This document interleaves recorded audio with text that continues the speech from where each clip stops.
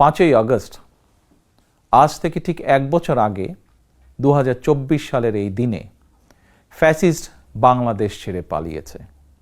রাহমুক্ত হয়েছে বাংলাদেশ। স্বাধীনতা প্রিয়, গণতন্ত্র প্রিয় জনগণের জন্য দিনটি আনন্দের, দিনটি বিজয়ের। রাহমুক্ত বাংলাদেশের এই দিনটিকে অন্তর্বর্তীকালীন সরকার জুলাই গণ অভ্যুত্থান দিবস হিসেবে ঘোষণা করেছে। তাবেদার মুক্ত বাংলাদেশের জনগণ প্রতি বছর এই দিনটিকে স্বাধীনভাবে সানন্দে সরকারি ছুটির দিন হিসেবে উপভোগ করবে। স্বাধীনতা এবং গণতান্ত্রিক রাজনৈতিক অধিকার চর্চার নতুন অঙ্গীকারে উদ্বুদ্ধ হবে।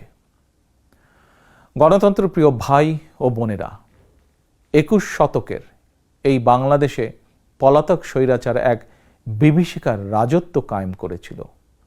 গুম, খুন, অপহরণ, হামলা, মামলা, নির্যাতন, নিপীড়নকে সাধারণ এবং স্বাভাবিক ঘটনায় রূপান্তর করেছিল। বই খাতা কলমের পরিবর্তে রাজনীতির নামে শিক্ষার্থীদের হাতে তুলে দেওয়া হয়েছিল লগি, বৈঠা, হাতুড়ি বা চাপাতি। বিপর্যস্ত করে দেওয়া হয়েছিল দেশের অর্থনীতি। ব্যাংকগুলোকে দেউলিয়া করে ফেলা হয়েছিল। দেশ থেকে 28 লক্ষ কোটি টাকা পাচার করে বিদেশে পাঠিয়ে দেওয়া হয়েছিল।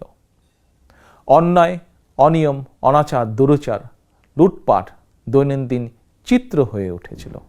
দেশে প্রতিষ্ঠিত করা হয়েছিল ব্যক্তিতন্ত্র।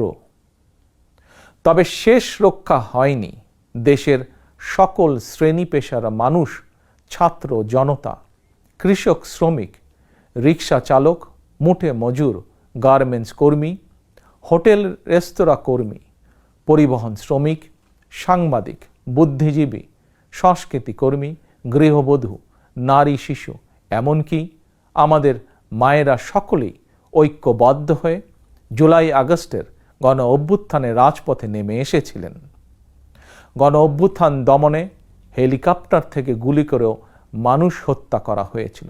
এমনকি কোলের শিশুটি পর্যন্ত রক্ষা পায়নি। শহীদ আবু সাইদ, ওয়াসিম, মুগ্ধ, আমাদের এইসব সাহসী সন্তানদের বুকে গুলি করে হত্যা করা হয়েছে। শুধুমাত্র 2024 সালের জুলাই আগস্টের গণ অভ্যুত্থানে 1,500-এরও বেশি মানুষ শহীদ হয়েছেন।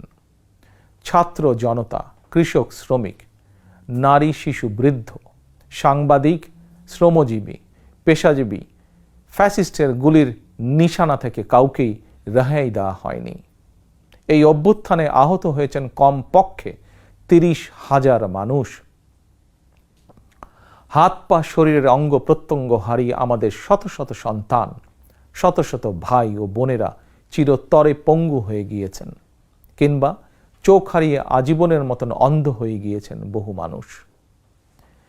এজন্যই আমি বলি, 1971 সাল ছিল স্বাধীনতা অর্জনের যুদ্ধ, আর 2024 সাল ছিল স্বাধীনতা রক্ষার যুদ্ধ।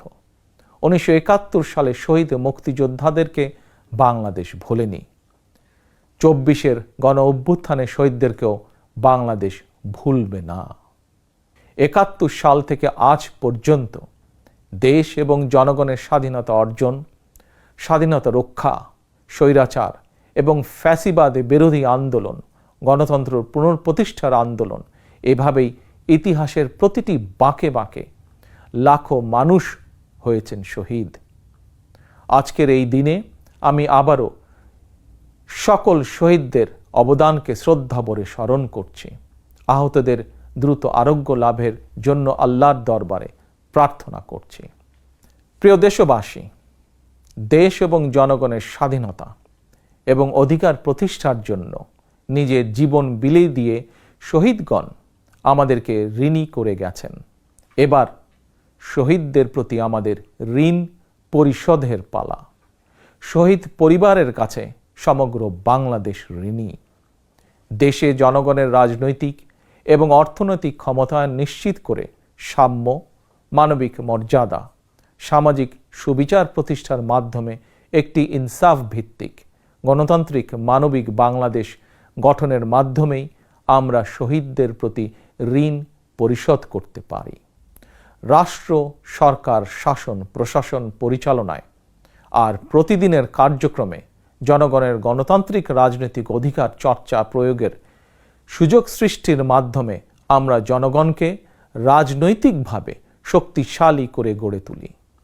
জনগণকে শক্তিশালী করে তুলতে না পারলে শেষ পর্যন্ত কোনো কিছুই শক্তিশালী এবং টেকসই হবে না।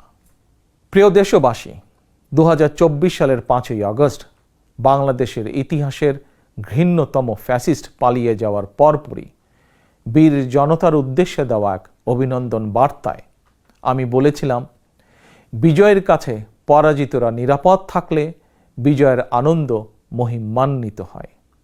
সেটি পুনরায় স্মরণ করিয়ে দিয়ে দেশের গণতান্ত্রিকামী জনগণের প্রতি আমার আহ্বান, কেউ আইন নিজের হাতে তুলে নেবেন না, মব ভায়োলেন্সকে উৎসাহিত করবেন না, নারীর প্রতি সহিংস আচরণ করবেন না, অন্যের স্বাধীনতার প্রতি শ্রদ্ধাশীল থাকুন।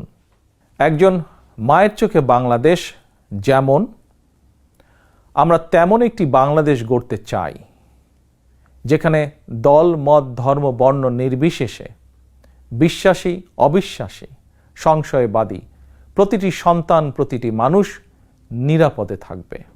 আজ এবং আগামীর প্রতিটি 5ই আগস্ট হয়ে উঠুক গণতন্ত্র, সুশাসন প্রতিষ্ঠা আর মানবিক মানুষ হয়ে ওঠার অঙ্গীকারের দিন।